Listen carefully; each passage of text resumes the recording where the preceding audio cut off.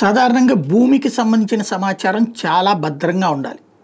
మనకు అందుకనే జిరాక్స్ కాపీలు ఇవ్వడానికి కూడా వెనకాడతారు, నకిలీలు సృష్టిస్తారు. అట్లాంటిది రాష్ట్ర ప్రభుత్వానికి సంబంధించినటువంటి భూమి యాప్కి ప్రత్యామ్నాయంగా ఒక దొంగది క్రియేట్ అయింది అంటే అర్థం చేసుకోవచ్చు. ఇప్పుడు రాష్ట్ర ప్రభుత్వం ఉలిక్కిపడింది, ఈ వ్యవహారానికి సంబంధించిన దర్యాప్తుకు ఆదేశించింది.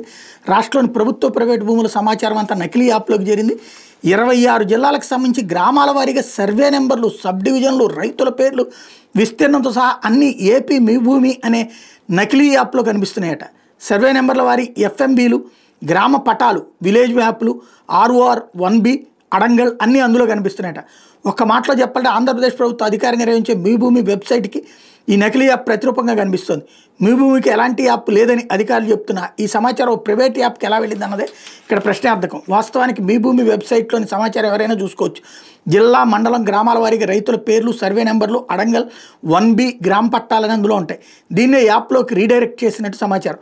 యాప్లో సర్వే చేసిన గ్రామాలకు సంబంధించినటువంటి వివరాలు, ఎల్పీ, ల్యాండ్ పార్సెల్ నంబర్లు పూర్తి స్థాయిలో కనిపించడం లేదు. అంటే గతంలోనే ఇది బయటికి వెళ్ళింది.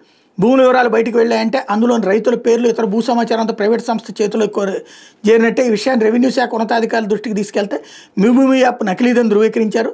ఎన్ఐసి ద్వారా సైబర్ క్రైమ్ విభాగానికి ఫిర్యాదు చేయబోతున్నట్టు తెలిపారు. ప్రభుత్వం నిర్వహించే మీ భూమి వెబ్సైట్ నుంచి adangal 1B, electronic passbook, FMB తదితర పత్రాల్లో ఏవి డౌన్లోడ్ చేసిన సమయం, ఐపీ నెంబర్తో సహా నమోదవుతుంది. డౌన్లోడ్ పత్రంలోనూ కనిపిస్తుంది. రెవెన్యూ అధికారులు ఎవరైనా దిద్దుబాటు చేసినా, ఎవరు చేశారో, ఏ కార్యాలయం కంప్యూటర్ నుంచి చేశారో తెలుస్తుంది. కీ ఆధారంగా ఎవరు సవరణ చేశారో వివరాలు అంతర్గతంగా నమోదవుతాయి. అట్లాంటిది యాప్ ద్వారా సమాచారం బయటకు వెళ్ళినా ఎవరికి తెలియకపోవడం గమనార్హం అంటూ ఒక పెద్ద కథనాన్ని ఈనాడు ప్రొజెక్ట్ చేసింది.